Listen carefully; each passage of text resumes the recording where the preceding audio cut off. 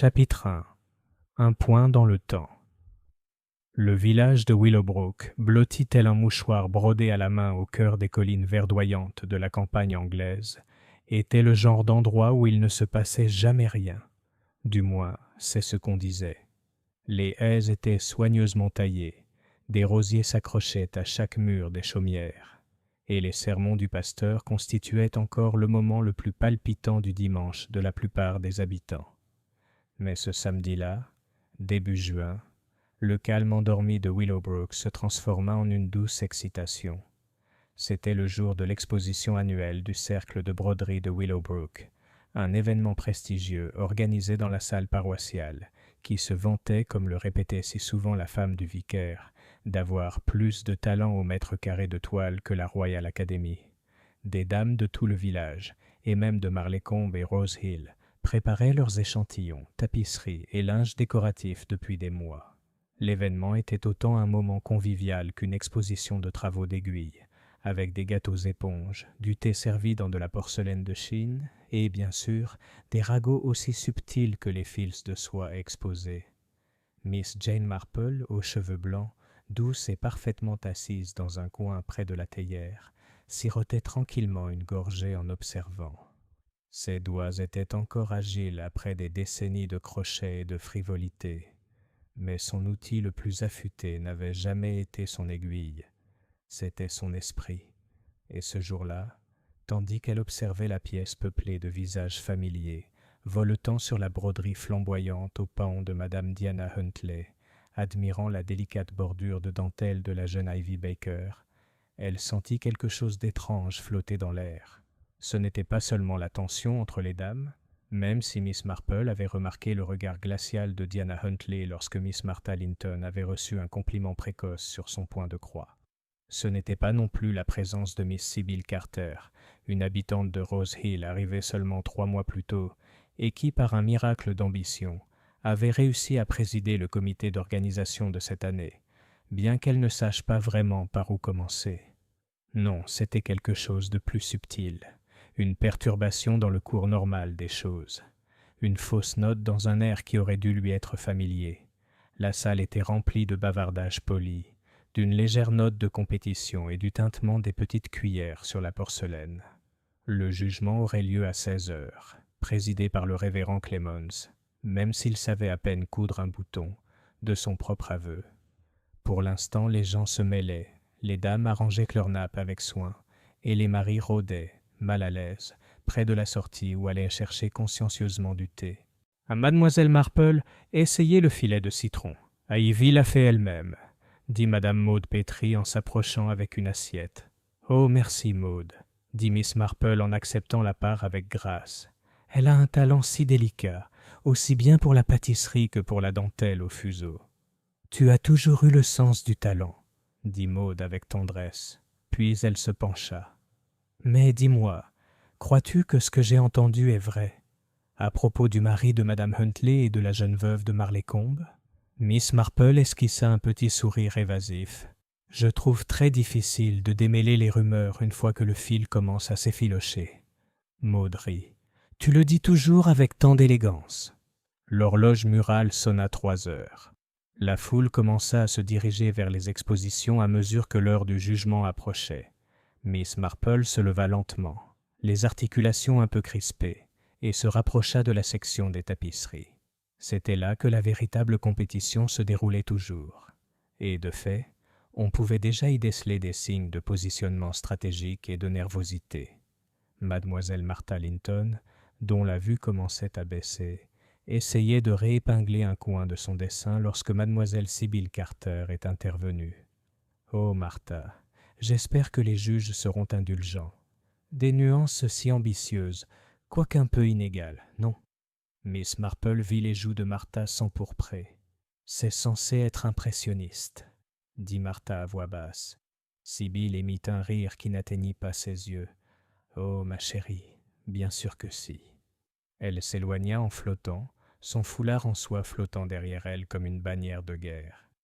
À 4 heures précises, le révérend s'éclaircit la gorge et s'approcha du fond de la salle avec le porte-bloc du jury. La tension monta dans l'air.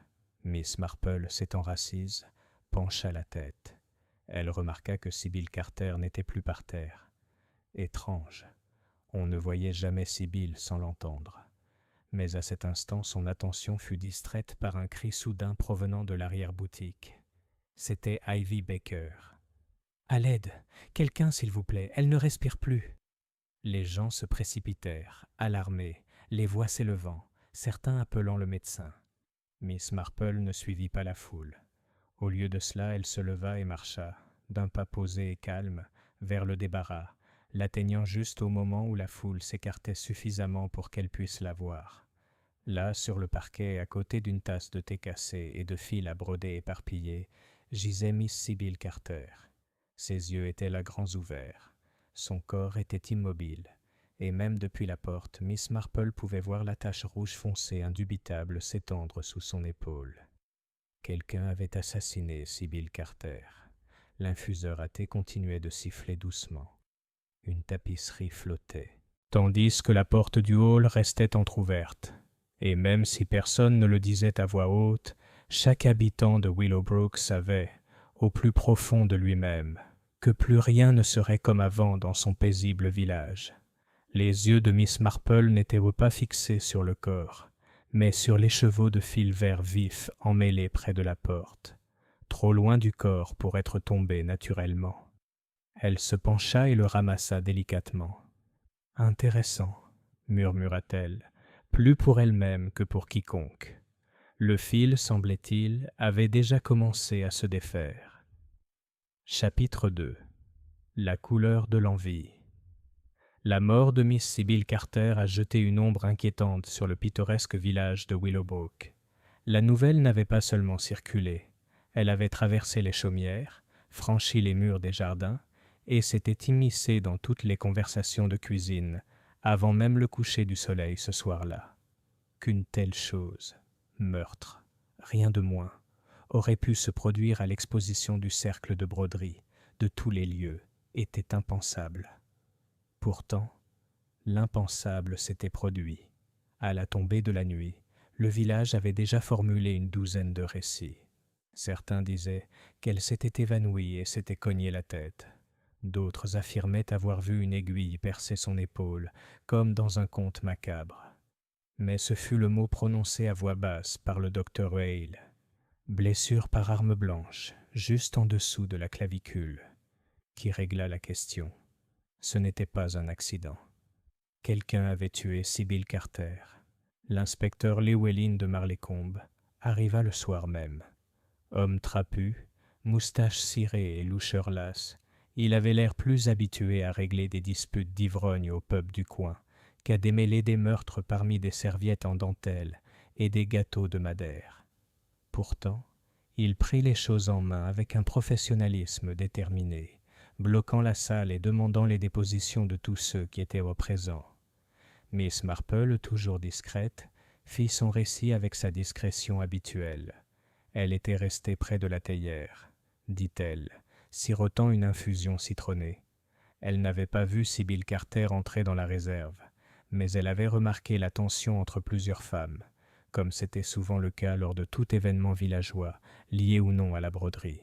« J'ose dire, » avait ajouté Miss Marple, « que la broderie n'était pas la seule chose jugée aujourd'hui. » L'inspecteur Llewellyn, qui griffonnait avec son stylo plume, marqua une pause. « Ce qui veut dire ? Tout simplement, l'instinct de compétition peut conduire à des paroles plutôt acerbes, et parfois à des actes encore plus acerbes. » L'inspecteur lui adressa un demi-sourire presque condescendant. « Merci, Miss Marple. Laissons les professionnels s'en occuper. » Miss Marple lui sourit simplement en retour. Le lendemain, matin, une bruine grise et une vague d'excitation envahirent la rue principale.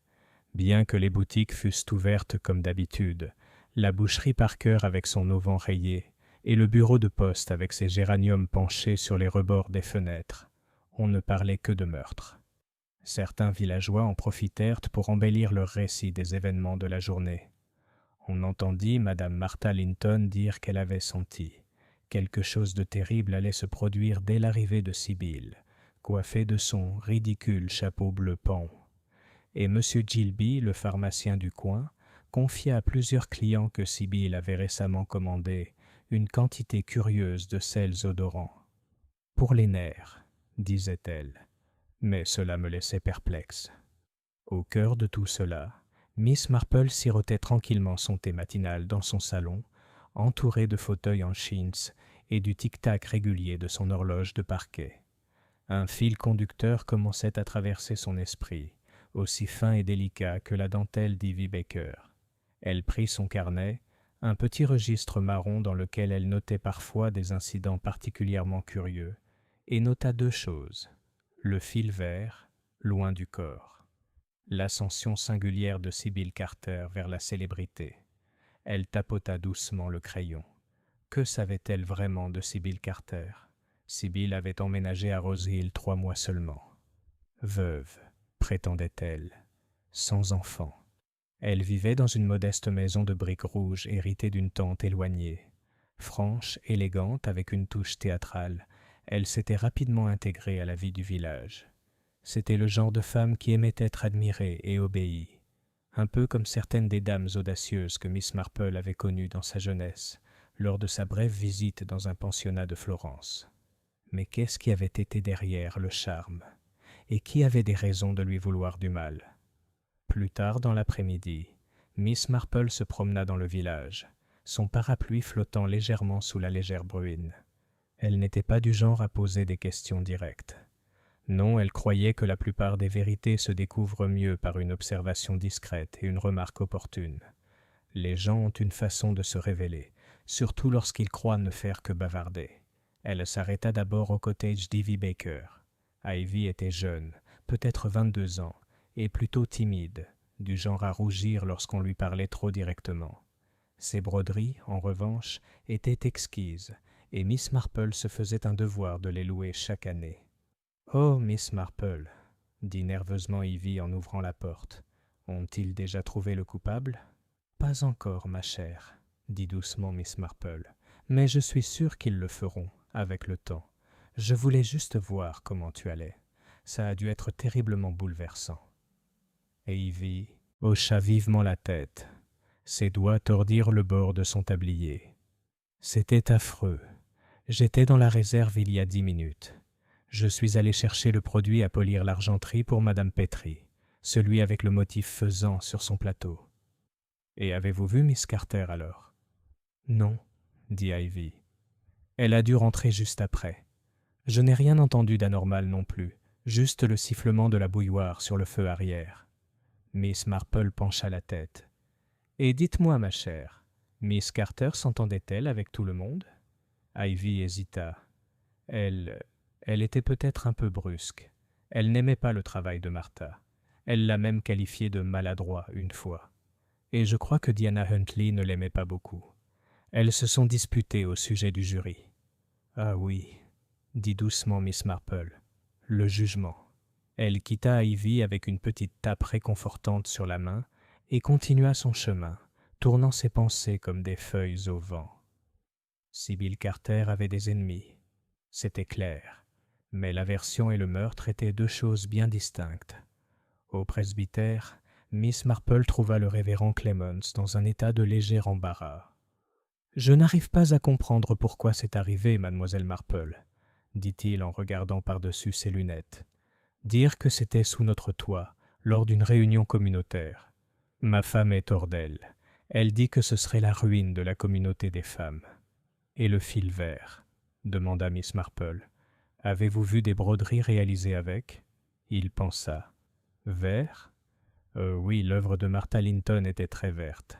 Celle d'Ivy aussi, mais plus pastel. »« Pourquoi ?»« Oh, aucune raison, » dit-elle d'un ton léger. Mais c'était une raison. Elle commençait à soupçonner que le fil n'était pas tombé par hasard.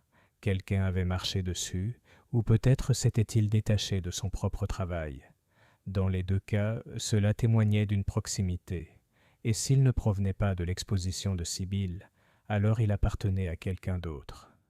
Ce soir-là, Miss Marple s'assit de nouveau près de son feu. Un orage grondait faiblement au loin, grondant comme de vieux ragots. Elle se servit un petit verre de xérès et ouvrit la carte du village qu'elle avait autrefois utilisée pour répertorier les bordures herbacées locales et qu'elle trouvait désormais plus utile pour suivre les déplacements. Sibyl était entrée dans le débarras après Ivy. Elle était seule. Personne n'avait entendu de cris. Pas de lutte, ce qui signifiait qu'elle était probablement Savesson meurtrier, ou du moins, il ne le craignait pas. Cela a affiné les choses. Rares sont ceux qui peuvent sourire à leur meurtrier sans lui faire confiance. Elle referma la carte. Une autre question venait de surgir. Qui avait le plus à perdre ou à gagner de la mort soudaine de Sibyl Carter?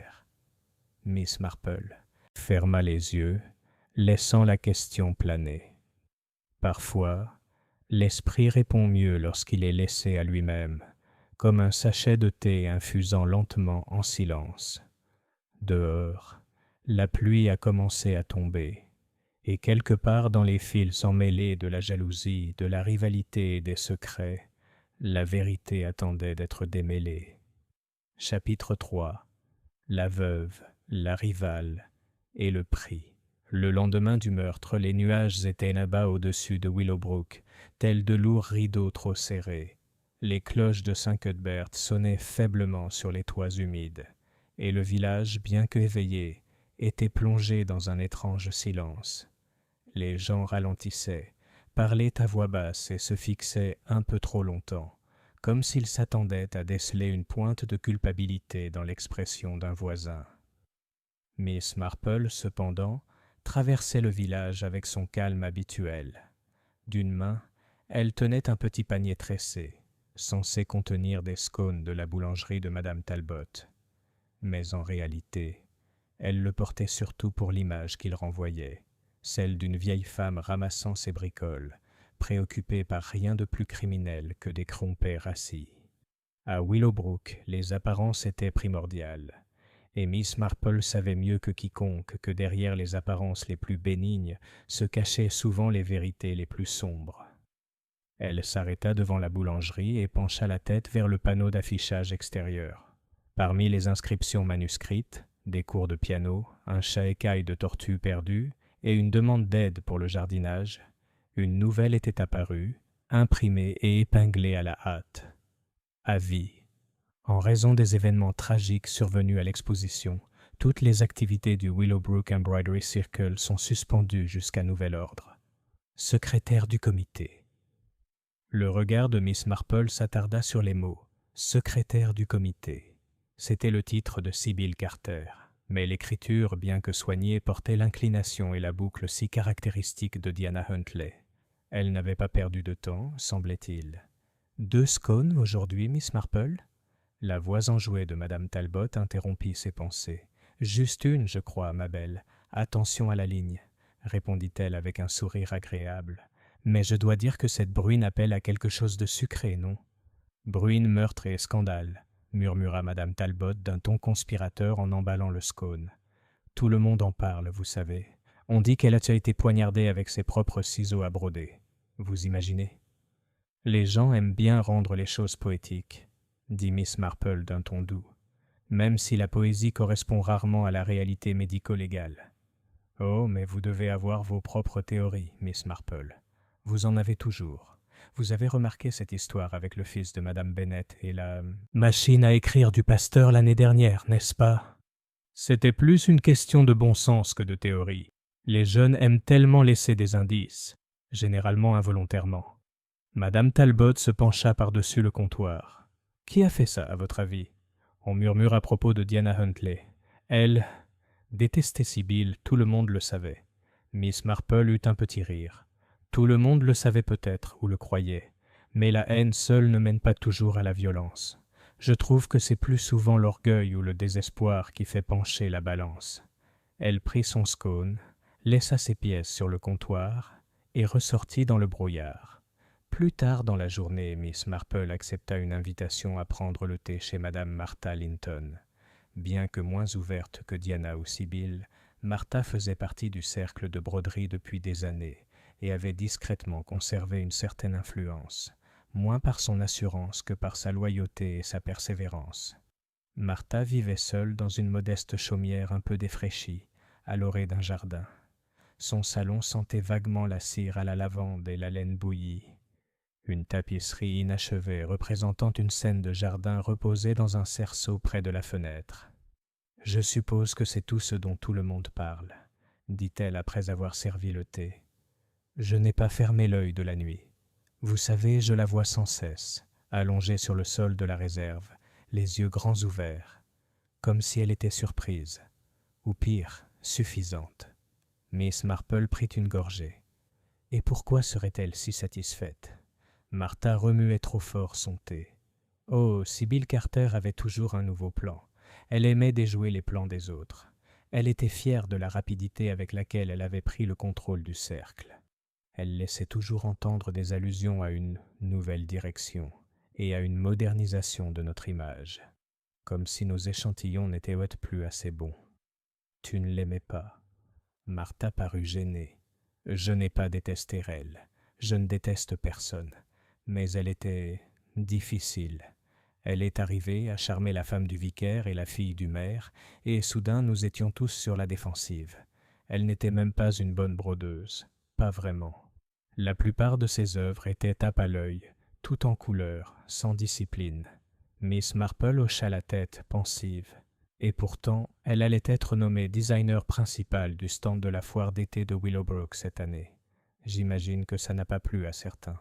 « Elle me l'a dit elle-même, » murmura Martha, « la veille de l'exposition. Elle l'a lancé dans la conversation comme si de rien n'était.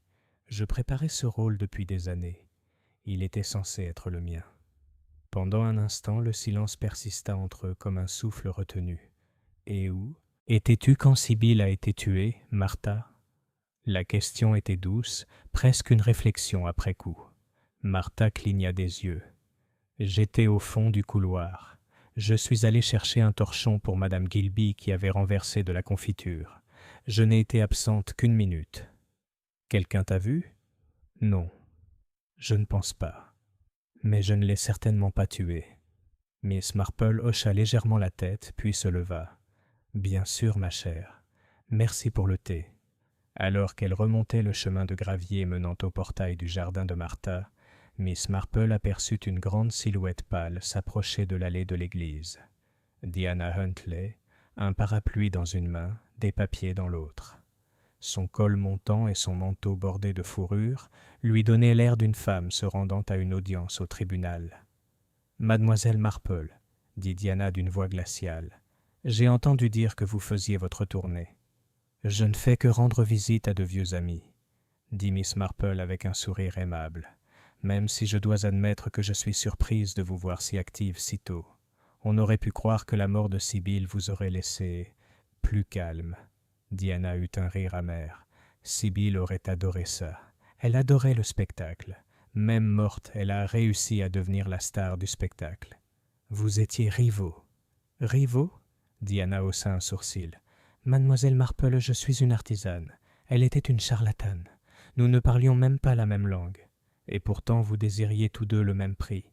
Le contrôle du cercle, le stand de la foire d'été, l'influence. » Le regard de Diana s'aiguisa. « Si tu insinues quelque chose, dis-le. »« Je ne fais qu'observer, » répondit Miss Marple d'un ton doux. « Et ce que je constate, c'est que le pouvoir, même dans les plus petites sphères, crée une pression. La pression mène à des fractures. Et dans un endroit comme Willowbrook, où chaque femme connaît le prix de la dignité et de la fierté, ces fractures peuvent être dangereuses. » Diana la fixa du regard, puis dit « Pour info, j'étais sur scène quand Sybil était morte, et je présentais le révérend Clemens au jury. La moitié du village m'a vu. » Miss Marple inclina la tête. « C'est en effet un alibi des plus publics. » Diana plissa les yeux, ce qui semble presque te décevoir. Mais Miss Marple se contenta de sourire, de faire un adieu poli et de s'éloigner. Ce soir-là, alors que le crépuscule tombait sur Willowbrook, Miss Marple était assise à son bureau. Elle étala ses notes, un enchevêtrement de faits, de chronologie et de motivation. Elle regarda 3 noms. Sybil Carter, récemment arrivée, a rapidement gravi l'échelle sociale, s'est fait des ennemis parmi les membres plus âgés. Martha Linton, négligé, plein de ressentiment, sans alibi solide, Diana Huntley, fière, ignorée, mais publiquement alibiée.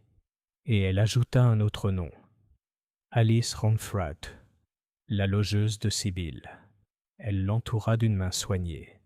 Personne n'avait encore parlé d'elle, mais Miss Marple se souvenait de l'avoir vue assise tranquillement au dernier rang pendant l'exposition. Une veuve aux manières réservées.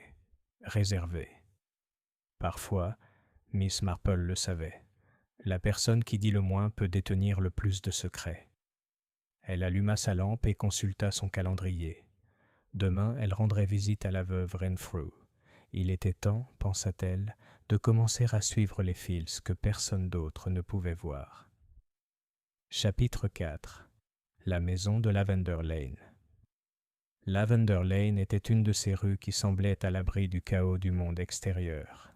Nichée juste derrière la place du village, elle se composait de 6 maisons couvertes de lierre, chacune dotée de murets de pierre, de jardins soigneusement entretenus et de rangées soignées de lavandes bordant les allées. L'air y sentait toujours l'herbe écrasée et la pierre humide. Les enfants ne jouaient pas dans Lavender Lane, et les ragots n'y circulaient pas avec la même ferveur que dans Willowbrook High Street. C'était une rue réservée au silence, et le silence, Miss Marple l'avait toujours cru, n'était pas l'absence de bruit, mais la présence de secrets.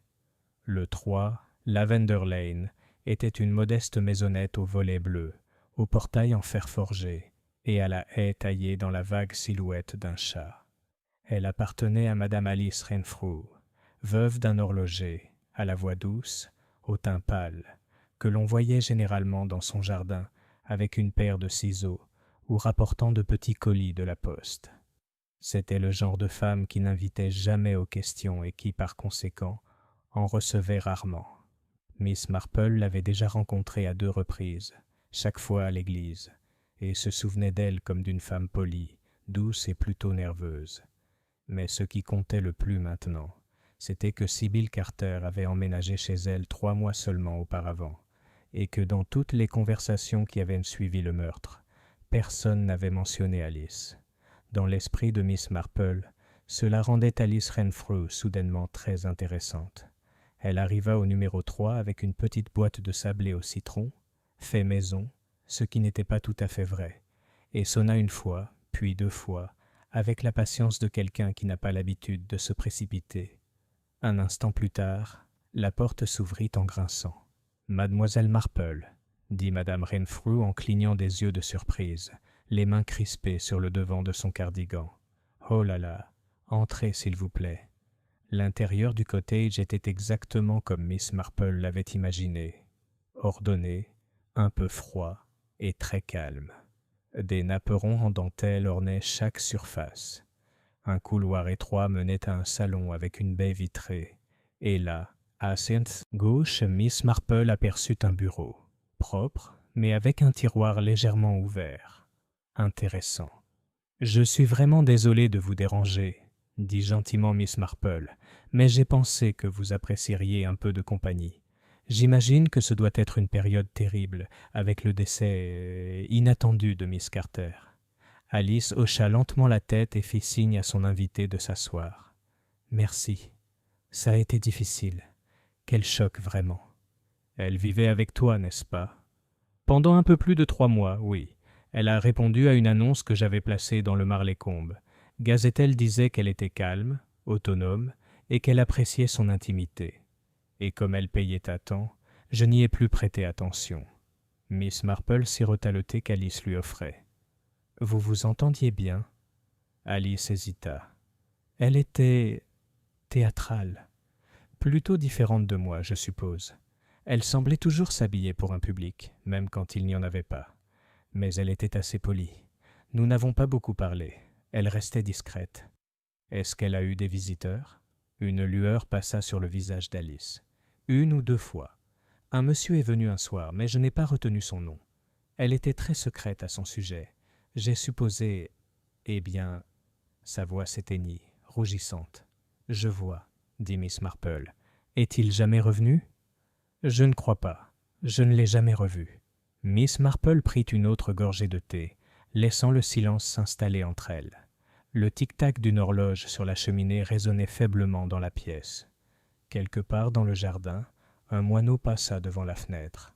« Pardonnez-moi, ma chère, » dit doucement Miss Marple, « mais il y a une chose que je dois vous demander, et je ne la demande pas en tant que fouineuse, mais en tant que personne qui a trop vu la nature humaine pour ignorer l'évidence. » Alice la regarda avec méfiance. Oui, la mort de Sybil Carter n'était pas seulement violente, elle était précise. Un seul coup de couteau. Le genre de chose faite rapidement, peut-être sans résistance. Cela suggère que le tueur a eu beaucoup de chance ou qu'il savait exactement où frapper. La tasse d'Alice vibra légèrement lorsqu'elle la posa. Je n'en sais rien. Non, j'imagine que non, dit gentiment Miss Marple. Mais vous faire. Je savais comment Sybil était en privé. Avait-elle des ennemis? Craignait-elle quelqu'un? Alice baissa les yeux sur ses genoux. Lorsqu'elle reprit la parole, sa voix était un murmure. Elle n'avait peur de personne. C'était là le problème. Elle pensait pouvoir tout dire, à n'importe qui, sans aucune conséquence. Est-ce qu'elle t'a dit quelque chose? Alice ne répondit pas tout de suite. Elle se leva, se dirigea vers la cheminée et tourna le dos à Miss Marple. Lorsqu'elle reprit la parole, ce fut avec effort. Elle m'a dit, 2 nuits avant l'exposition, que je devais quitter le cottage, qu'elle avait trouvé quelqu'un pour l'acheter, un promoteur de Marleycombe. Elle m'a dit que j'obtiendrais un prix équitable et qu'il était temps que je me débarrasse de mes soucis de veuve. Ce sont ses mots, pas les miens. Elle a souri en disant cela. Je lui ai dit qu'elle n'avait aucun droit. Elle a dit qu'elle fait la droite. Et elle l'a fait? Demanda Miss Marple. Je ne sais pas, mais je la croyais. C'était le genre de femme qu'elle était. Elle pouvait vous convaincre que le ciel était rouge si elle le voulait. Miss Marple resta assise, immobile, ses pensées s'agitant rapidement sous son expression impassible. Ses motivations s'approfondissaient, pas seulement des rivalités de broderie ou la fierté du village, mais quelque chose de plus fondamental, le foyer, la sécurité, la survie. Elle se leva et posa doucement une main sur l'épaule d'Alice. « Merci pour le thé, et pour votre honnêteté. Une dernière chose. Ce visiteur était-il grand, large d'épaules et avait-il une voix grave? » Alice se retourna. « Oui. Comment as-tu? » « Juste une impression, » dit Miss Marple à voix basse. « Je crois l'avoir déjà rencontré. Il est peut-être temps que je le revoie. » Lorsque Miss Marple retourna à son cottage, la pluie s'était arrêtée. Le soleil était revenu timidement, se déversant sur les pavés et réchauffant les vitres. Elle s'assit à son bureau et ajouta un autre nom à sa liste. Monsieur inconnu qui appelle. Motif inconnu. Relation personnelle, vue pour la dernière fois peu avant le décès. Et en dessous, elle a écrit « Alice Renfrew. Motivation financière, pression émotionnelle, opportunité. » Mais elle a souligné le nom d'Alice une fois, puis l'a légèrement entouré. Pas le genre, pensa-t-elle, pas à moins d'y être poussée. On frappa à sa porte juste au moment où elle posait son crayon. C'était inattendu, ferme, assuré. Elle l'ouvrit et trouva l'inspecteur Llewellyn tenant un dossier et l'air légèrement ébouriffé. « Mademoiselle Marple, dit-il, je crois qu'il y a eu un incident. Puis-je entrer ? » « Bien sûr, inspecteur, » dit-elle aimablement. « Et puis-je supposer que cette découverte est liée à quelque chose trouvé sur le corps ?» Il cligna des yeux. « Oui, en fait. Comment le savais-tu ? » « Parce que, » dit-elle en le faisant entrer, « il est temps que quelqu'un d'autre remarque le fil. » Chapitre 5. Feuille de thé et vérité. L'inspecteur Llewellyn n'avait jamais beaucoup apprécié rendre visite à Miss Marple. Ce n'était pas qu'il détestait la vieille dame, loin de là. Elle était toujours aimable, offrait toujours du thé, et écoutait toujours avec cette attention aux yeux écarquillés qui donnait à un homme l'impression, un instant, d'être un philosophe plutôt qu'un policier provincial harcelé. Non, ce qui le troublait, c'était la vague sensation d'être inspecté bien plus minutieusement qu'il n'inspectait. Miss Marple ne remettait jamais en question l'autorité d'emblée. Elle se contentait de l'observer et de la démanteler silencieusement dans son esprit. Aujourd'hui, cependant, il n'était pas venu pour discuter, mais pour consulter, même à contre-cœur. Il était maintenant assis dans son salon, un plateau bien rangé entre eux portant un pot de Darjeeling, une assiette de biscuits digestifs et un petit bol de gingembre confit. Le tic-tac de la pendule fut le seul bruit pendant quelques secondes, tandis que Miss Marple lui versait son thé d'une main experte. « Il y a quelque chose que vous devriez voir », dit Llewellyn en ouvrant la chemise en cuir qu'il avait apportée. « Le rapport médico-légal est arrivé tard hier soir. Je ne sais pas trop quoi en penser. » Miss Marple se pencha en avant, ses lunettes délicatement posées sur son nez. « La blessure était propre », a déclaré l'inspecteur. « Elle a pénétré entre la clavicule et la première côte. La mort a probablement été instantanée. Aucun signe de lutte.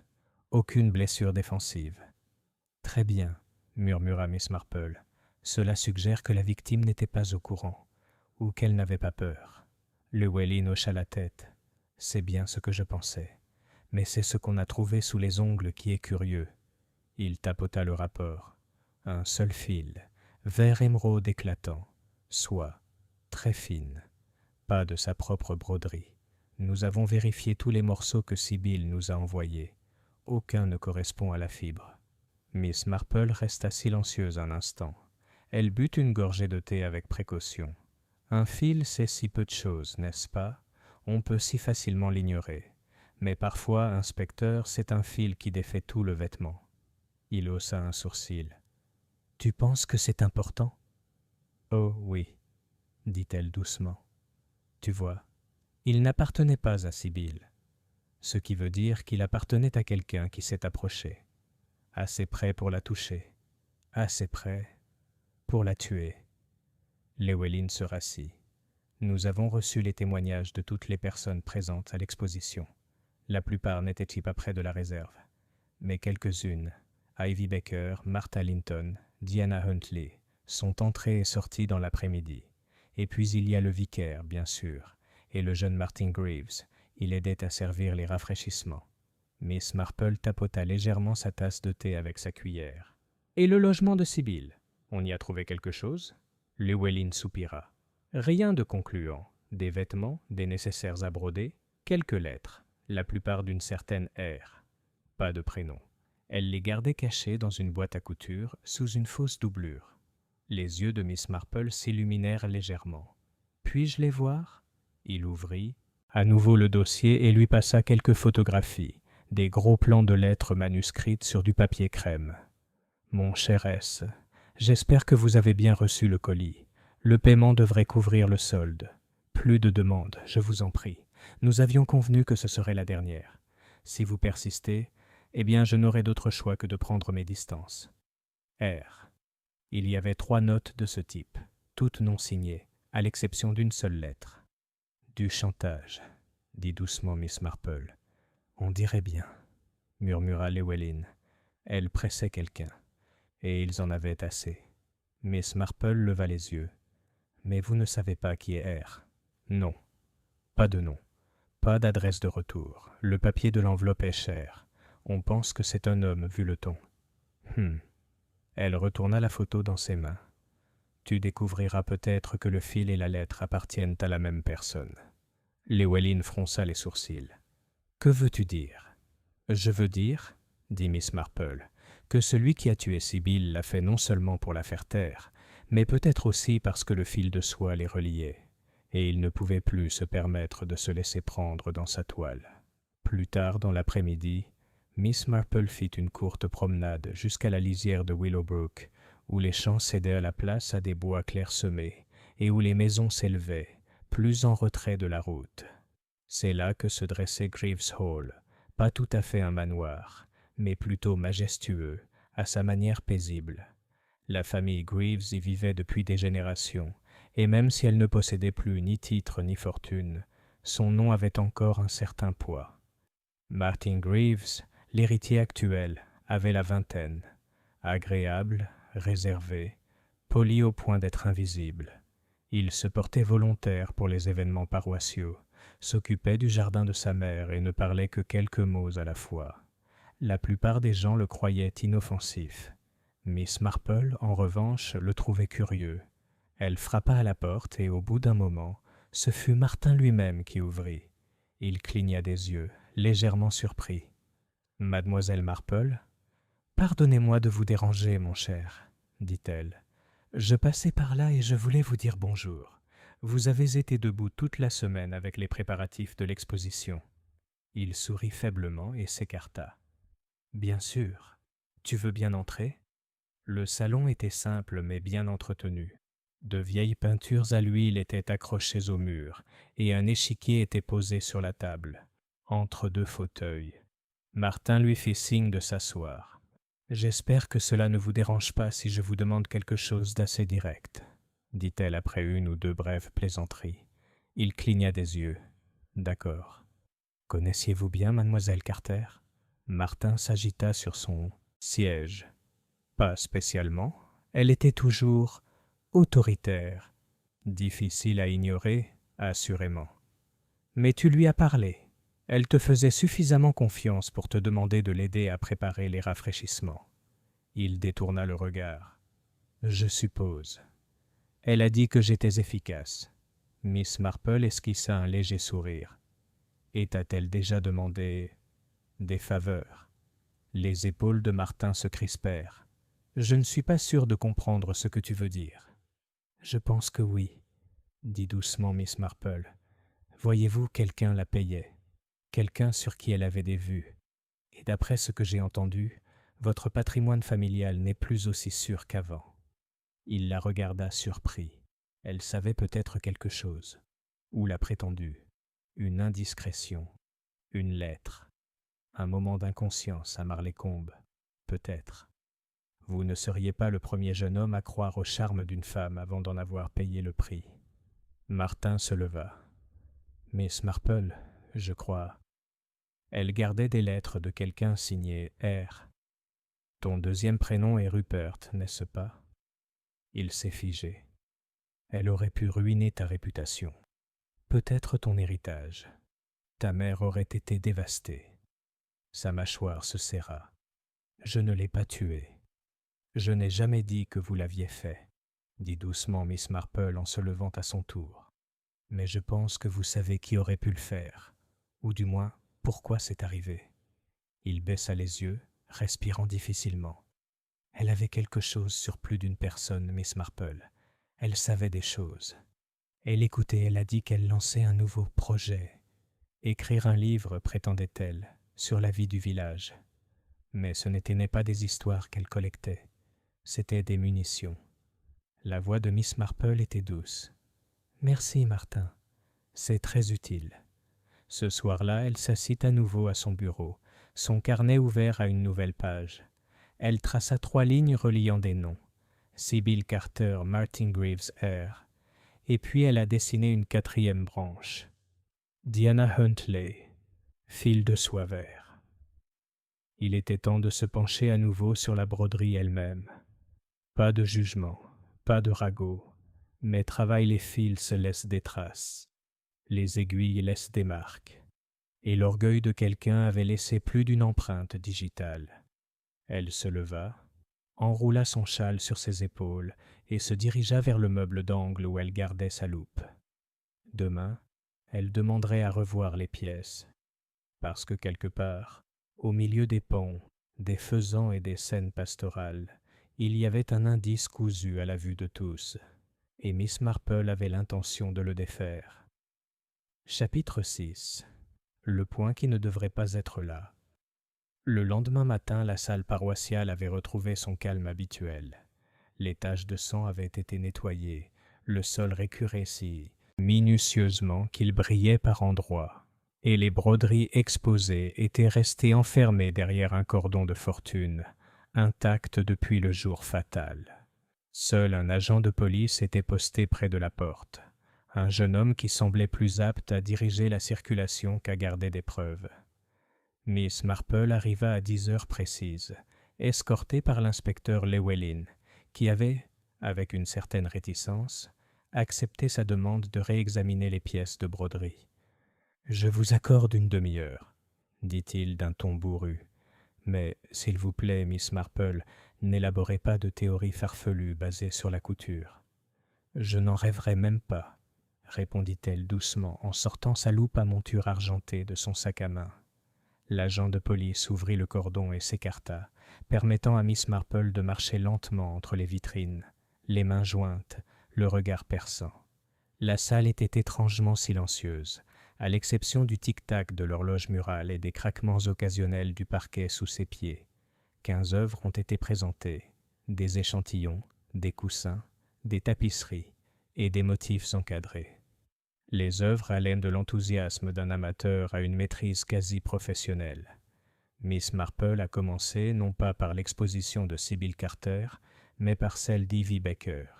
Le dessin d'Ivy était une délicate interprétation des 4 saisons, chaque quadrant brodé de bleus pâles et de verts doux. Miss Marple se pencha. Le travail était précis, la tension du fil uniforme, les motifs traditionnels. Elle remarqua les bobines utilisées, du coton, principalement, et dans des tons doux. Aucune trace de soie émeraude éclatante. Vient ensuite celui de Martha Linton, un paysage de campagne avec des chaumières et un champ de coquelicots. C'était audacieux, un peu moins raffiné, mais réussi. Et là, enfin, Miss Marple marqua une pause. L'une des haies, censée être d'un vert forêt sombre, était ornée d'un unique point de soie brillant, plus éclatant que les autres, presque surnaturel. Elle se pencha plus près, scrutant à travers la loupe. Oui, c'était là. Un seul fil, hors de propos. Non seulement la mauvaise teinte, beaucoup trop vive, mais aussi la mauvaise texture. De la soie dans un champ de coton mat, et cousue avec une traction légèrement plus serrée, comme si la main qui la plaçait n'était pas habituée à la subtilité. Miss Marple se redressa lentement, l'air indéchiffrable. Elle examina le reste du travail de Martha. Aucune autre anomalie, juste ce point errant. Elle passa à l'œuvre de Sybil Carter. Elle était, comme beaucoup l'avaient affirmé, ostentatoire. Un pan flamboyant posé sur un fond de rose. Le travail était astucieux, voire astucieux, mais manquait de la patience d'un véritable expert. Certaines lignes vacillaient sous l'œil attentif. Certains nœuds, une fois retournés, se dissimulaient, négligemment derrière la toile. Les couleurs étaient audacieuses, saphir profond, cramoisi, or. Mais pas de vert, du moins pas ce vert-là. Miss Marple passa le reste de son temps à déambuler tranquillement entre les expositions, notant les couleurs, les fibres et les techniques. Une fois sa demi-heure écoulée, elle rangea sa loupe dans son sac et se tourna vers l'inspecteur Llewellyn. « Il y a quelque chose que j'aimerais que tu vois, » dit-elle doucement. « Mais pas ici. Pouvons-nous parler en privé ?» Ils se retrouvèrent dans le bureau du presbytère, une pièce qui sentait vaguement les vieux livres et l'huile essentielle de citron. Miss Marple était assise près de la cheminée, tandis que Llewellyn se tenait maladroitement près du bureau, les bras croisés. « Alors ?» demanda-t-il. « Qu'as-tu trouvé ?» Elle croisa les mains sur ses genoux. « Il y a un point qui n'a pas sa place, dans la tapisserie de Martha Linton. Un simple fil de soie émeraude éclatante, tissé dans une haie de coton vert terne. » Llewellyn fronça les sourcils. « Tu es sûr ?»« Tout à fait. Il se distingue comme un paon dans un poulailler. Pas seulement par sa couleur, mais aussi par sa texture et son emplacement. » Il s'assit. « Tu crois que ça la relie au fil qu'on a trouvé sur la victime ?»« Je pense que oui, » dit-elle doucement. « Mais pas forcément comme tu le penses. » Llewellyn haussa un sourcil. « Vas-y. » Voyez-vous, inspecteur, la broderie raconte une histoire. Pas seulement celle qu'elle représente, mais celle de celui qui se cache derrière l'aiguille, celui qui l'a brodée, ce qu'il ressentait, s'il était pressé, calme ou distrait. L'ouvrage de Martha était réalisé avec soin. Chaque pointe était impeccable, jusqu'à celui-là. Il avait l'air sceptique. Elle a donc fait une erreur. Non, dit doucement Miss Marple, c'est justement ça. Le reste de la pièce est trop cohérent pour qu'il s'agisse d'une simple erreur, et rien n'a été fait pour la corriger, ce qui suggère que ce n'est pas Martha qui l'a placée là. L'inspecteur fronça les sourcils. Vous pensez que quelqu'un a trafiqué son travail? Je pense que quelqu'un, peut-être Sibylle, a ajouté ce point délibérément, pour impliquer Martha. Il la fixa du regard. Mais pourquoi? Parce que, dit Miss Marple, Sibylle ne se contentait pas de recueillir des ragots. Elle tendait des pièges. Llywelyn se pencha en avant. Vous pensez qu'elle soupçonnait quelqu'un de lui vouloir du mal et qu'elle a tenté de le piéger en retour? Ou peut-être qu'elle appréciait simplement ce pouvoir, murmura Miss Marple. Vous vous souvenez des lettres. Elle extorquait quelqu'un. Elle manipulait les autres. Elle savait comment faire pression, menacer et inventer de fausses pistes. La pièce devint silencieuse. Penses-tu que Martha aurait pu le faire? Demanda finalement Llywelyn. Je pense que Martha avait des raisons de détester Sibylle, mais pas de tuer. Elle manque de détermination, de colère. De plus, elle n'avait pas accès à cette soie particulière. Elle n'en trouve nulle part ailleurs dans son œuvre. Alors qui l'a fait? Miss Marple croisa son regard. Quelqu'un qui avait à la fois l'intention et les matériaux. Quelqu'un qui connaissait la soie par cœur. Llywelyn la fixa du regard. Puis son expression s'assombrit. Tu ne veux pas dire? Oui, répondit Miss Marple. Diana Huntley. Diana Huntley vivait sur Belmere Road, dans un élégant cottage aux portes en fer forgé et réputé pour sa perfection. Son jardin était symétrique, son linge amidonné, ses manières impeccables.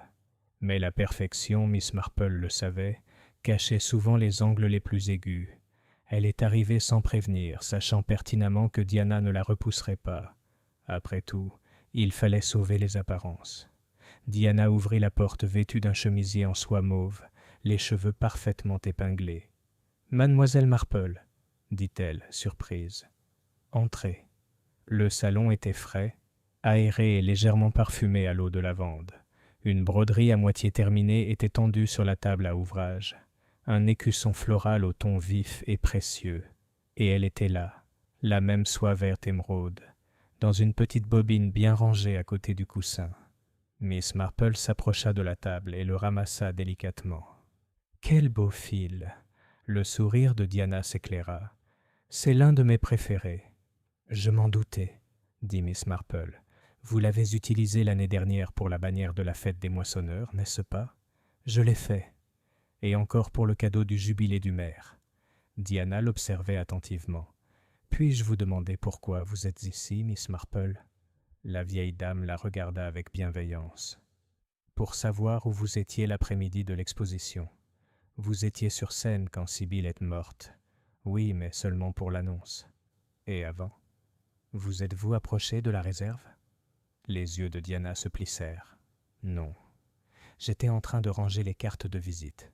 Je n'avais aucune raison de... » À moins, interrompit gentiment Miss Marple, que vous ayez découvert qu'elle faisait chanter Martin Greaves, et peut-être craignez-vous qu'elle révèle aussi quelque chose sur vous. La bouche de Diana se serra. Elle savait des choses, poursuivit Miss Marple, des choses sur tout le monde.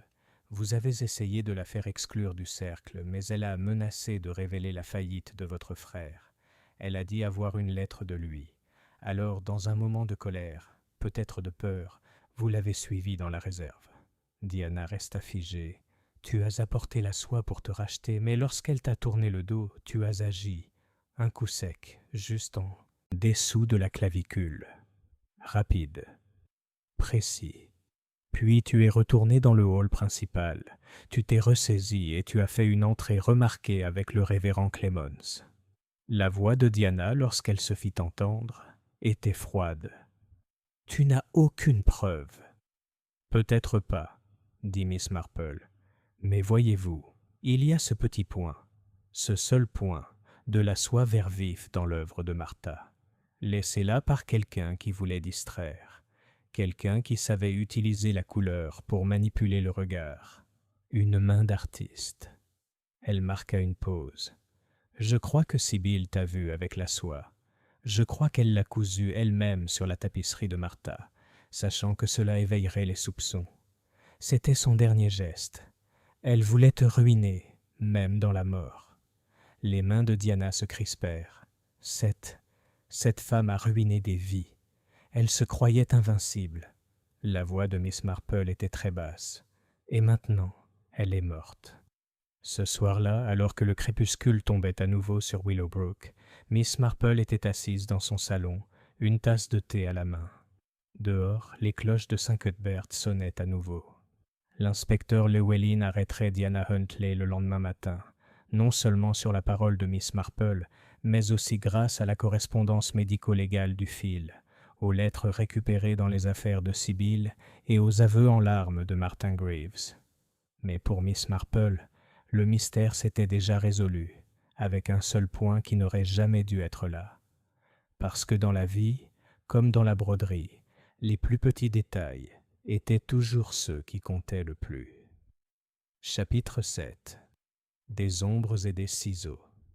L'arrestation de Diana Huntley fit des vagues à Willowbrook, semblables à la réplique d'un tremblement de terre, subtil, mais indéniable. Les conversations se turent dès qu'on entra dans une pièce. Les rideaux, autrefois flottant au vent, tressaillirent maintenant de curiosité. Les grilles du jardin ne s'ouvraient plus avec un grincement joyeux, mais se fermaient avec une précision prudente. Personne ne voulait être le prochain. La version officielle de la police était assez simple. Diana Huntley avait affronté Sybil Carter à propos d'une dispute privée, motif non précisé, et dans un moment de froideur et de calcul, l'avait assassinée avec une petite paire de ciseaux à broder. L'idée même que de tels instruments domestiques puissent devenir des instruments de violence déstabilisait le village plus que l'acte lui-même. C'était comme découvrir que le pasteur buvait du gin avant les sermons, ou que la marmelade de Madame Fernley avait autrefois provoqué une allergie mortelle. Mais Miss Marple, qui avait assisté à l'arrestation avec un hochement de tête calme et les remerciements de l'inspecteur Llewellyn, n'était pas encore convaincue que le motif était complet. Le motif central avait certes pris forme, mais les bordures restaient effilochées. Et à y regarder de près, de très près, on constatait des incohérences dans les coutures. Ce matin-là, alors qu'elle se tenait près des rosiers de son jardin, taillant les pétales brunissants, elle reçut la visite d'Evie Baker. Le visage de la jeune fille était pâle et crispé, ses yeux voilés d'inquiétude, et ses mains gantées se tordaient nerveusement à ses côtés. « Mademoiselle Marple ?» dit-elle d'une voix tremblante. « Puis-je vous parler ?»« Bien sûr, ma chérie. Viens t'asseoir près de moi, là. Le soleil brille juste assez, je crois, pour que ce soit agréable. » Ils s'installèrent sur le banc sous le chèvrefeuille grimpant. Miss Marple tendit à Ivy un verre de limonade et attendit patiemment. « Je sais que je ne devrais rien dire, » commença Ivy, « mais quelque chose me tracasse. Depuis qu'ils ont arrêté Madame Huntley. » Miss Marple inclina légèrement la tête, l'invitant à continuer. « C'est juste que j'étais dans la réserve ce jour-là. Enfin, j'ai dit à la police que j'y étais. Mais je crois que j'ai vu quelque chose, et je n'ai pas réalisé que c'était important sur le moment. »« Qu'as-tu vu, ma chérie ?» Ivy baissa les yeux vers ses genoux. « Une ombre. » Miss Marple resta silencieuse. J'étais près du chariot à thé. Je venais de prendre une bouteille de cirage sur l'étagère quand j'ai entendu des pas. Pour ne pas gêner, je me suis reculé derrière le rideau près du porte-manteau. Et puis, j'ai vu une ombre traverser le sol dehors. Elle était grande. J'ai d'abord cru que c'était le révérend, mais elle s'est arrêtée, et j'ai entendu une voix d'homme. Les yeux de Miss Marple se rétrécirent légèrement. « Je n'ai pas compris les mots, » continua Ivy, mais ça sonnait furieux, aigu. Puis une autre voix, celle de Sibyl. Un rire. Ce n'était pas fort, mais c'était le genre de rire qu'elle avait quand elle était cruelle. Et puis, Ivy hésita. Puis j'ai entendu un fracas, comme si quelque chose tombait. J'avais peur, alors je suis resté derrière le rideau. Et quand j'ai jeté un coup d'œil, il n'y avait personne. Juste le bruit de la bouilloire qui débordait. Miss Marple tendit la main et tapota celle de la jeune fille. « Tu as été très courageuse de me le dire. » Mais ils ont dit que c'était Diana, murmura Ivy. Ils s'arrêtaient elle. Et elle n'est pas grande, pas comme l'ombre que j'ai vue. Non, dit doucement Miss Marple, elle ne l'est pas. 1 heure plus tard, Miss Marple était de nouveau assise au presbytère, cette fois non pas avec l'inspecteur Llewellyn, mais avec le révérend lui-même, un homme bienveillant avec une ligne de cheveux dégarnie et des manières douces qui faisaient que même les sermons les plus complexes ressemblaient à des histoires du soir. « Je crains de ne pouvoir vous offrir autre chose que de l'eau d'orge, » dit-il en fouillant dans le buffet. « Ma femme est sortie rendre visite à sa sœur. »« L'eau d'orge est tout à fait suffisante, » lui assura Miss Marple. « Je suppose que vous êtes ici à propos de Diana Huntley. »« Je suis ici, » dit Miss Marple, « parce que je crois qu'une erreur a été commise. » Le vicaire se figea en plein milieu de son verre. « Mon Dieu, elle n'est peut-être pas innocente de malice, » continua Miss Marple, « mais je ne crois pas qu'elle ait commis meurtre. Pas seule, en tout cas. » Le vicaire fronça les sourcils. « Mais le fil, la soie verte, l'opportunité. »« Oui, oui, » dit-elle, « mais on oublie souvent que la broderie est un art partagé. On se passe des fils, on emprunte des motifs. Et les égaux, eh bien, ils sont aussi brodés, n'est-ce pas, avec fierté et rivalité mesquine. » Le vicaire posa la cruche. « Alors, qui croyez-vous » Miss Marple le regarda avec une intensité soudaine. « Dites-moi, révérend, quand vous avez annoncé que Sibyl serait juge cette année, était-ce votre décision ?» Il cligna des yeux. « Eh bien oui, même si, pour être honnête, elle s'est plutôt proposée elle-même. Elle a insisté sur ses relations avec une maison d'édition londonienne. Elle a dit que cela rehausserait la notoriété du cercle. Est-ce qu'elle t'a déjà menacé, ou quelqu'un de proche ?» Il rougit légèrement. « C'est un peu dramatique, Miss Marple. »« Mais l'a-t-elle fait ?» insista-t-elle doucement. Il hésita. « Il y a eu une histoire, il y a quelques mois, une lettre qu'elle prétendait avoir vue, entre moi et une jeune paroissienne, assez innocente. Je la conseillais après le décès de son père. Mais Sibyl a déformé les faits. Elle a insinué des choses. Elle a dit qu'elle pourrait en parler lors de sa prochaine visite à Marleycombe. Et donc, vous lui avez permis de présider l'exposition. »« Je n'avais pas le choix, » dit-il doucement. « Ma réputation. » Miss Marple soupira et se leva. Il semblerait donc que Sibyl tissait une toile très dangereuse et qu'elle attrapait bien plus que des mouches. En milieu d'après-midi, Miss Marple se retrouva à son bureau, dressant une nouvelle liste. Non pas de suspects cette fois, mais de vérités. Sibyl Carter, manipulateur, contrôlant, faisant chanter plusieurs personnes. Diana Huntley, fier, agressif mais publiquement alibié, et court. Martin Graves, chantage, présent, nerveux.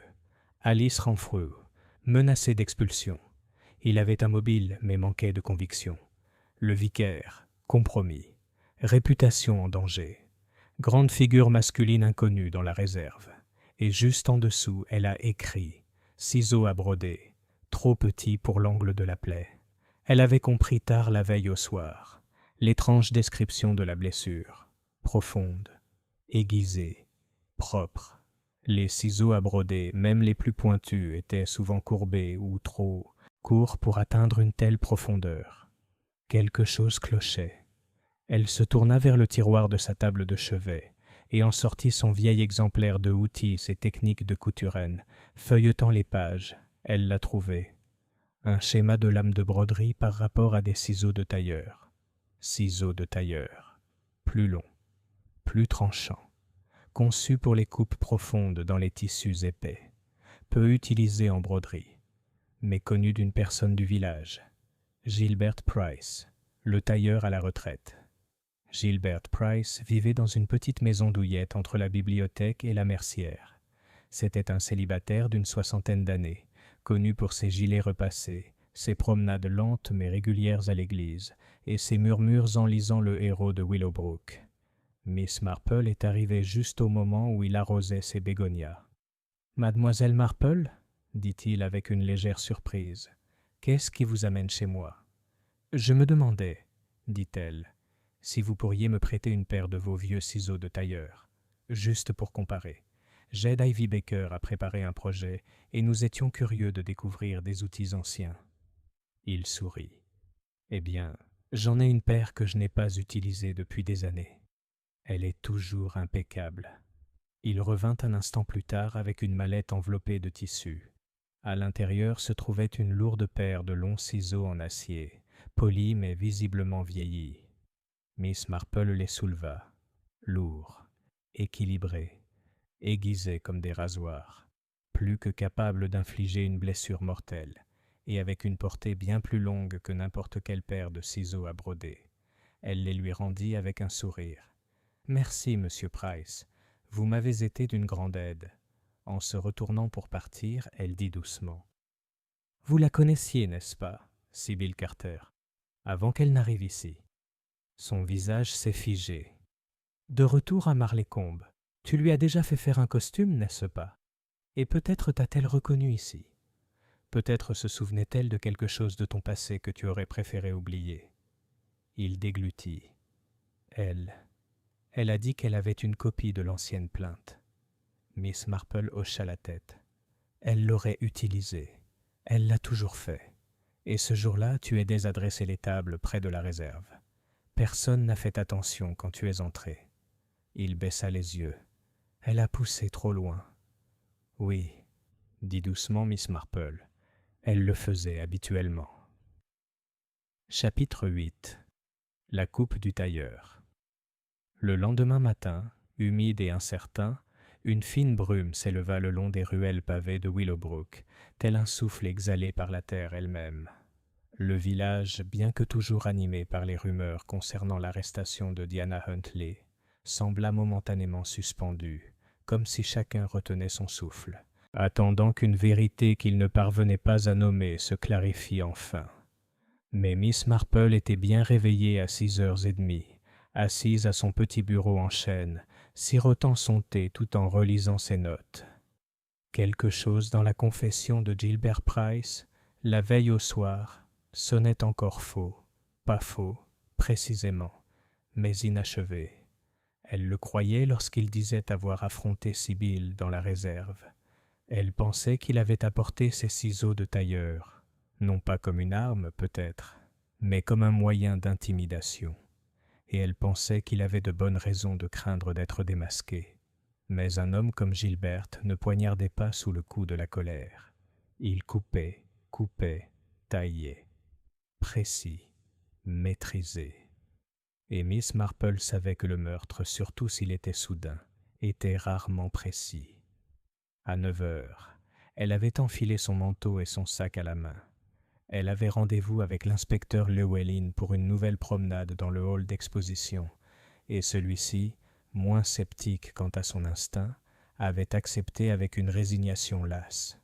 Alors qu'il se dirigeait vers le bâtiment paroissial, passant devant des magasins fermés et des fenêtres fermées, elle dit doucement « Je ne crois pas que Gilbert Price ait tué Sybil Carter. » Llewellyn s'arrêta net. « Pardon ? Oh, il l'a menacée, c'est sûr. Peut-être même qu'il l'a effrayée. Mais j'ai toujours connu des hommes comme M. Price. Au caractère vif, certes, mais peu enclin à s'engager dans un conflit. Ils se targuent de leur retenue. » Llewellyn ajusta son col avec irritation. Il a avoué, Mademoiselle Marple, pour la confronter, pas pour la tuer. En fait, si vous vous souvenez bien, il n'a jamais prononcé le mot « tuer ». Il a juste dit qu'elle avait exagéré. Je crois qu'il a voulu lui faire peur. Peut-être même brandi les ciseaux, mais quelqu'un d'autre a conclu l'acte. Quelqu'un qui a vu une opportunité et l'a saisie. L'inspecteur la regarda longuement. « Vous pensez qu'il y avait 2 personnes dans ce débarras ? » « Je pense, » dit Miss Marple, « que nous avons affaire à des motivations qui se chevauchent et se confondent au même moment. Sybil Carter s'était fait des ennemis de presque tout le monde à Willowbrook, non seulement par malveillance, mais aussi en dévoilant les façades. Elle prenait plaisir à révéler des choses qu'il valait mieux garder cachées. Et parfois, lorsqu'on arrache un rideau, on découvre derrière lui une arête vive. La salle d'exposition sentait encore légèrement le cirage et l'huile essentielle de lavande. Les broderies étaient restées intactes, chacune portant l'empreinte invisible de son auteur. Tandis que Miss Marple passait de nouveau entre elles, elle s'arrêta de nouveau près de la tapisserie de Martha Linton. « J'ai demandé à Martha d'apporter le reste de ses fournitures pour examen, » dit-elle, juste pour confirmer l'absence de soie verte dans sa collection personnelle.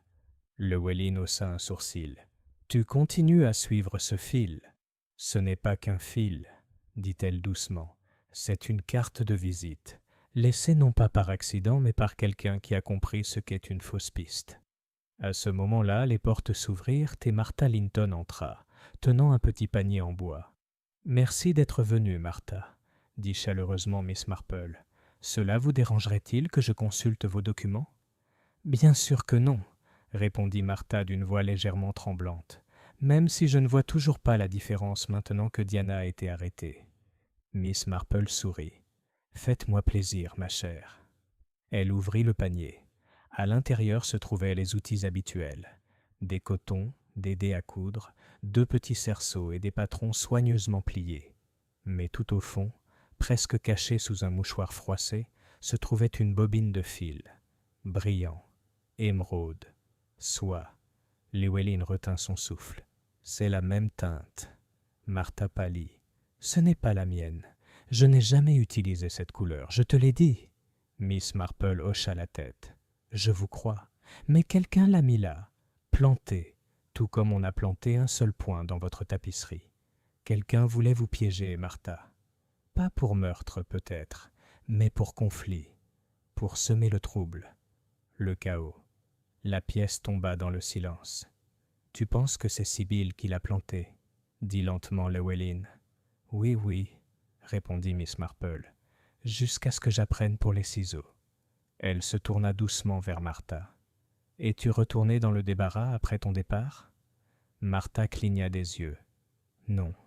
Je suis partie aider Ivy à nettoyer la confiture, puis je suis retournée à ma place juste avant que le révérend ne prenne la parole. » Miss Marple hocha de nouveau la tête, puis se détourna et retourna vers le paon de Sibyl. Cette œuvre était censée être son couronnement, une ultime et étincelante démonstration de puissance. Mais si vous regardez bien, elle désigna les plumes de la queue. Ce n'est pas la couture habituelle de Sibyl. Regardez la tension, le sens du motif. Il a été terminé à la hâte. Et les derniers fils, ils ont été coupés avec un outil plus pointu que des ciseaux à broder. Des ciseaux de tailleur. Llewellyn s'approcha. « Tu veux dire ?» ?»« Je veux dire quelqu'un d'autre a terminé l'œuvre, après la mort de Sibyl. » Il y eut un long silence. Puis Llewellyn parla doucement. « Qui ferait ça? Et pourquoi ?» Miss Marple se tourna lentement pour lui faire face. Pour créer l'illusion que Sibyl avait terminé son travail, pour dissiper les soupçons, pour empêcher quiconque de remarquer qu'elle avait disparu de l'étage plus longtemps qu'elle n'aurait dû. Seule une personne ayant accès à l'espace d'exposition et connaissant son projet aurait pu le faire. Elle s'arrêta. Je crois que cette personne était Martin Greaves. La maison des Greaves, comme toujours, accueillit Miss Marple avec une grâce réticente. Martin ouvrit la porte, l'air épuisé et tiré, la cravate de travers, une légère ecchymose sur une articulation de sa main gauche. Elle est entrée sans attendre d'invitation. « J'ai vu la queue du pont, » dit-elle simplement. « Votre travail, soigné, géométrique, un peu trop sobre pour être celui de Sibyl. » Martin pâlit. « Je ne vois pas ce que tu veux dire. » Elle te menaçait. On le sait. Et elle menaçait les autres. Ce que je n'avais pas réalisé jusqu'à hier, c'est que tu n'avais pas seulement peur d'elle, tu aimais elle une fois. Sa bouche s'ouvrit, mais aucun mot ne sortit. Elle avait des lettres de vous, poursuivit Miss Marple, avant de venir ici. Des lettres que vous avez écrites dans un moment de vulnérabilité, peut-être de passion, et que vous avez ensuite regrettées. Elle les a conservées. Elle les a toujours conservées. Elle s'en est servie pour contrôler. Martin s'affala sur une chaise. Elle a dit qu'elle les montrerait à ma mère. Elle a dit que je perdrais tout. La confiance, la maison. Elle a ri. Elle a dit que je ne serais jamais assez homme pour l'arrêter. Miss Marple le regarda avec douceur. « Et donc, Vous l'avez suivie dans la réserve. Mais vous ne vouliez pas la tuer, n'est-ce pas? Il secoua violemment la tête. Non, je voulais juste récupérer les lettres. Elle a refusé. Elle a dit que j'étais pathétique. Je l'ai poussée. Elle est tombée. Elle s'est cognée la tête. Il y avait du sang, mais elle respirait encore.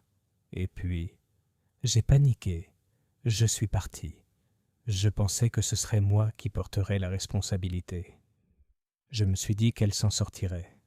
Mais quand j'ai vu la foule se rassembler et entendu les cris, je suis retourné à l'intérieur. Elle était morte. Il leva les yeux, le regard vide. J'ai donc terminé la tapisserie. Je me suis dit, si elle avait l'air vivante, si les gens pensaient qu'elle travaillait encore, ça me ferait gagner du temps. Miss Marple s'assit à côté de lui. Et le fil conducteur dans l'œuvre de Martha? Il déglutit. Je l'ai trouvé par terre. J'ai pensé jeter le doute ailleurs. Je suis désolé. Elle hocha lentement la tête. Il est temps que tu racontes tout à l'inspecteur Llewellyn. Plus tard dans la soirée, de retour dans son salon, Miss Marple alluma le feu et s'assit avec son tricot. Elle monta une rangée de mailles soignées, ses mains avançant avec une assurance tranquille. Dehors, le village expirait lentement, comme s'il se réveillait d'un souffle longtemps retenu. Le motif était terminé. Le nœud final était fait. Et comme dans toute bonne broderie, ce ne sont pas les couleurs les plus vives qui racontent l'histoire, mais les fils minuscules et soignés qui relient tout ce qui se trouve sous la surface. Chapitre 9. Motif, mémoire et Miss Marple. La pluie revint à Willowbrook avec une insistance discrète qui semblait plus symbolique que météorologique. De fins filets de bruine bordaient chaque vitre, s'accrochant aux haies et décolorant les parterres de fleurs bordant la verdure. On aurait dit que le village lui-même était entré en deuil, non seulement pour Sybil Carter, mais aussi pour l'illusion que la paix et la respectabilité pourraient un jour véritablement protéger la nature humaine. Dans le salon de Hillside Cottage, Miss Marple ajouta un second morceau de sucre à son thé et réfléchit non pas au meurtre lui-même, mais à ses conséquences interminables. On pourrait croire, songea-t-elle, qu'une confession, même discrète et tranchée comme celle de Martin Greaves, pourrait régler une affaire définitivement. Mais d'après sa longue expérience, la finalité était rarement aussi complaisante. Souvent, ce n'est qu'après l'arrestation, après les gros titres, et lorsque les villageois reprirent leurs ragots habituels, que les vérités les plus délicates se révélaient. Et aujourd'hui, Miss Marple avait l'intention de recueillir les derniers brins de ces vérités, celles qui sont trop fines pour apparaître dans un rapport officiel, mais qui racontent l'histoire de manière beaucoup plus honnête. Son premier appel fut adressé au révérend Clemens, qui l'accueillit avec plus de soulagement que de surprise. « Ma chère Miss Marple, » dit-il en lui indiquant une chaise dans son bureau, « je dois avouer que la semaine dernière m'a profondément bouleversé. Je me surprends à douter du fondement même du jugement. »« Alors peut-être serait-il sage, » dit Miss Marple en retirant ses gants, « que vous vous fiiez plutôt à votre mémoire. » Il avait l'air perplexe. Elle continua doucement. « Voyez-vous, je crois qu'il y a encore des choses que vous n'avez pas dites à l'inspecteur, non pas par tromperie, mais par un sentiment de protection mal avisé. » Le révérend soupira. « Vous faites référence à la campagne de Sybil ? » ?»« Oui, et à ce qu'elle savait, ou disait savoir. » Il croisa lentement les mains, pressant les doigts. Elle menaça d'écrire une série d'articles sur les secrets du village. Elle dit que le bulletin paroissial de Marlécombe envisageait sa chronique. Elle l'appela l'aiguille morale. « Il porte bien son nom, » murmura Miss Marple. Elle prétendait détenir des informations sur plusieurs personnes. Elle suggérait qu'Evie Baker avait des réunions secrètes avec le garçon de l'épicier. Elle affirmait que Martha Linton avait falsifié les documents de retraite de son mari. Elle affirmait même que Madame Greaves conservait un héritage non enregistré. Miss Marple plissa les yeux. « Et vous y avez cru ? » ?»« Je ne voulais pas. » Mais la façon dont elle l'a dit, comme si elle appréciait, c'était profondément perturbant. Elle n'avait aucune intention d'améliorer le village. Elle voulait juste prendre le contrôle. Et donc, dit Miss Marple, elle insufflait la peur dans chaque conversation. Oui, répondit le révérend d'un ton sombre, et nous l'avons laissé faire. Elle se leva lentement. Il ne faut pas se culpabiliser. Nous avons tous nos faiblesses, mais la peur n'est jamais vraiment privée. Elle se propage, elle contamine, jusqu'à ce que quelqu'un, quelque part, décide qu'il faut l'éradiquer. Plus tard dans la journée, Miss Marple retourna chez Alice Renfrew. La veuve ouvrit la porte, les yeux rouges et l'air las, épuisée par trop d'intrusions polies. « Je ne vous retiendrai pas longtemps, promit Miss Marple.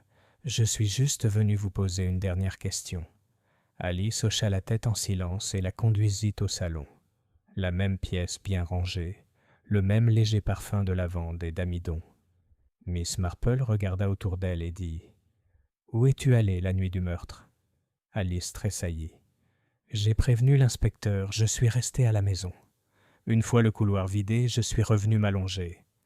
Je ne me sentais pas bien. Et la chambre de Sibylle ? Je n'y suis pas entrée, je n'ai pas pu. » Miss Marple lui lança un long regard bienveillant. « Je vous crois. Mais je crois aussi que quelque chose a été emporté dans cette pièce. » Alice pâlit. Elle a conservé une copie de ses lettres, celle qu'elle a utilisée pour faire chanter Martin Greaves. Mais une seule a été retrouvée. Je crois que vous avez détruit le reste. Les mains d'Alice tremblaient. C'était du poison, murmura-t-elle. Elle avait des dossiers sur tout le monde, même sur toi, je crois. Des noms, des indices, des dates entourées. Elle disait « Le pouvoir, c'est juste savoir ce que les gens cachent. » Miss Marple soupira. Elle n'avait pas tort, mais elle manquait de sagesse et de pitié. Alice leva les yeux. « Je les ai brûlés, la nuit suivant sa mort. Je me disais que c'était mal, mais je ne supportais pas l'idée que quelqu'un d'autre les lise. Il ne s'agissait pas seulement d'argent ou de secrets. Certains étaient cruels, des choses vieilles de plusieurs années. Des choses qui pouvaient détruire des familles. »« Vous avez fait ce que vous pensiez être juste, » dit Miss Marple. « La loi ne l'entend peut-être pas de cette oreille, mais parfois la justice a besoin d'une main douce. » En milieu d'après-midi, Miss Marple retourna à son cottage et trouva une lettre sur son bureau. Ni timbre ni adresse, simplement pliée et glissée dans la boîte aux lettres. Le papier était épais. L'écriture était petite et posée. « Mademoiselle Marple, merci d'avoir compris ce que je ne pouvais exprimer à voix haute. Merci de comprendre le poids d'être coincé entre la peur et le devoir. Je n'ai pas pu l'arrêter, mais je ne pouvais pas non plus la laisser gagner. J'espère qu'avec le temps, tu comprendras que je n'ai jamais voulu que quiconque souffre, seulement être libre. MGG. » Elle plia la lettre, le cœur lourd, et la plaça dans la petite boîte en acajou, où elle gardait les choses qui faisaient trop mal pour être jetées, mais qui signifiaient trop pour être laissées exposées. Ce soir-là, le village de Willowbrook reprit un rythme paisible, bien que différent de celui qu'il avait connu auparavant. Miss Marple passa devant le cimetière et aperçut Ivy Baker et le garçon épicier marchant bras dessus bras dessous. Martha Linton se tenait près de la vitrine de la boulangerie, un léger sourire aux lèvres, tandis qu'un enfant lui désignait sa tapisserie exposée à l'intérieur. Même Alice Renfrew, qui depuis des mois errait comme un fantôme, était dans son jardin, taillant les rosiers.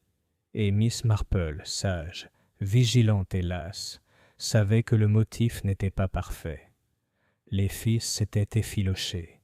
Certaines taches étaient indélébiles. Mais les dégâts n'étaient pas complets. La tapisserie de la vie du village, bien que réparée, tenait toujours. Elle s'engagea sur le chemin menant à Hillside Cottage, juste au moment où les premières étoiles commençaient à apparaître, de petits témoins silencieux des histoires cousues tranquillement dans la vie des gens en contrebas. Et dans son salon, près du feu chaud, Miss Marple a soulevé son tambour à broder et a commencé une nouvelle pièce, un rendu délicat d'une vigne verte s'enroulant autour d'une rose blanche. Car même après un meurtre, certains liens, lorsqu'ils sont choisis avec soin, peuvent encore unir une communauté. Chapitre 10. Un calme qui n'est pas la paix. C'était curieux, pensa Miss Marple, que le calme puisse être si trompeur. Dans un endroit comme Willowbrook, où la plupart des vies s'écoulaient dans une harmonie discrète, entre le sermon du pasteur, la tournée matinale du laitier et le courrier hebdomadaire du Marleycombe Gazette, le silence était souvent confondu avec le contentement. Mais Miss Marple, qui avait étudié le comportement humain plus longtemps que la plupart des gens n'avaient étudié l'arithmétique, savait que le silence pouvait prendre de multiples formes. Il y avait le calme du repos, le silence de la réflexion, la pause avant l'orage, et puis il y avait le calme de la dissimulation. Ce dernier, avait-elle appris, était le plus dangereux de tous.